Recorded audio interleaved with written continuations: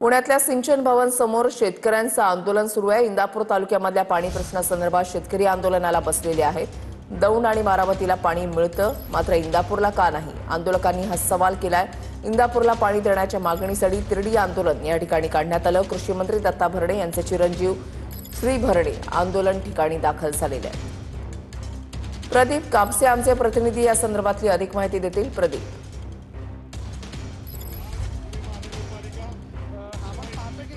इंदापूरचे शेतकरी जे आहेत ते सिंचन भवनच्या बाहेर आंदोलनाला या ठिकाणी बसलेले आहेत। इंदापूर तालुक्याला हक्काचं पाणी मिळावं या मागणीसाठी आपण पाहतोय की आंदोलन जे आहे शेतकऱ्यांचं सुरू झालेलं आहे। मात्र आता आंदोलनस्थळी स्वतः राज्याचे कृषी मंत्री दत्ता भरणे हे दाखल झालेले आहेत। आपण पाहतोय की दत्ता भरणे स्वतः या ठिकाणी आंदोलनस्थळी आलेले आहेत। या सगळ्या शेतकऱ्यांची मागणी आहे इंदापूरला खडकवासला धरणामधून हक्काचं पाणी जे आहे ते मिळावं या मागणीसाठी या ठिकाणी हे सगळे शेतकरी जे आहेत ते आंदोलनाला बसले आहेत। आपण पाहतोय की प्रत्येक शेतकऱ्याच्या डोक्यावरती या ठिकाणी टोपी आहे। लढा हक्काच्या पाण्यासाठी अशा पद्धतीची मागणी घेऊन हे सगळे शेतकरी या ठिकाणी आंदोलनाला बसलेले आहेत। दुसऱ्या बाजूला सिंचन भवनच्या अधिकाऱ्यांसमोर यांची मागणी आहे ते म्हणजे आमच्या हक्काचं पाणी जे आहे ते आम्हाला मिळावं ही मागणी घेऊनच ते या ठिकाणी दाखल झालेले आहेत। याआधी सुद्धा गेल्या आठवड्यामध्ये शेतकऱ्यांचं आंदोलन सुरू होतं, मात्र पाण्याअभावी आपण पाहतो की जी पिकं जळून चाललेली आहेत, ऊसाची अशा पद्धतीने स्थिती झालेली आहे। त्यामुळे थेट ऊसाची आपण पाहतो की या ठिकाणी वाढ घेऊन हे सगळे शेतकरी या ठिकाणी आंदोलनामध्ये सहभागी झालेले आहेत। श्रीराज भरणे आपल्यासोबत आहेत। आपण पाहतो की दुसऱ्या बाजूला स्वतः कृषी मंत्री या ठिकाणी आलेले आहेत। त्यामुळे सगळ्या शेतकऱ्यांची मागणी आहे की आमची मागणी समजून घेऊन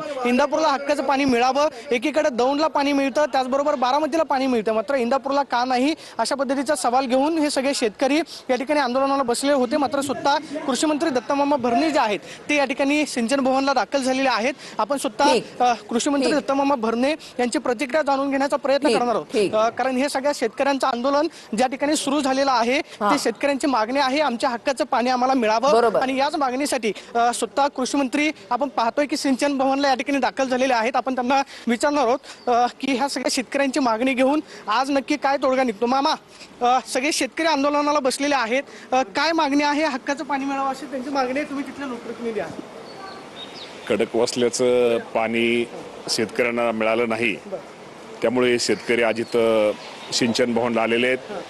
आता मी पण सिंचन भवनला आलेलो आहे। आपल्याला माहिती आहे की आचारसंहितेमुळं आपल्याला अधिकाऱ्यांना इतर ठिकाणी बोलवता येत नाही, तेव्हा मी पण आता सिंचन भवनला येऊन मी स्वतः त्या बाबतीमध्ये माहिती त्यांच्याकडून घेण्याचा प्रयत्न करतोय। परंतु निश्चित प्रकारे इंदापूरला पाण्याच्या बाबतीमध्ये हा अन्याय झालेला आहे। इंदापूरच्या शेतकऱ्यांची शेती अक्षरशः पाण्याअभावी उद्ध्वस्त झालेली आहे। शेतकऱ्यांची यामध्ये कुठल्याही प्रकारची चूक नाहीये। त्या बाबतीमध्ये मला आता पहिल्या अधिकाऱ्यांशी चर्चा करू द्या आणि त्यानंतर मी तुमच्याशी आपल्याशी बोलतो। मात्र शेतकऱ्यांचा आरोप आहे की दौंडला पाणी मिळतं, बारामतीला पाणी मिळतं, मात्र त्यासाठीच मी आता आलेलो आहे। ते पाणी तेच माहिती घेतो सगळं। अधिकाऱ्यांशी चर्चा करून तुम्ही मी अधिकाऱ्यांची चर्चा करून त्यांना कार्यकर्त्यांना पण आम्ही प्रतिनिधी त्यांना बोलवणार आहे। त्यांचं काय म्हणणं आहे, अधिकाऱ्यांचं काय म्हणणं आहे, आम्ही सगळे सगळ्यांचं ऐकून घेऊन त्या बाबतीमध्ये हे करणार आहे। आपण पाहतोय की स्वतः कृषी मंत्री या ठिकाणी सिंचन भवन कार्यालयामध्ये अधिकाऱ्यांशी चर्चा करण्यासाठी दाखल झालेले आहेत। प्रवेशद्वारावरती शेतकऱ्यांचं आंदोलन सुरू आहे। धन्यवाद प्रदीप दिलेल्या सविस्तर माहितीसाठी।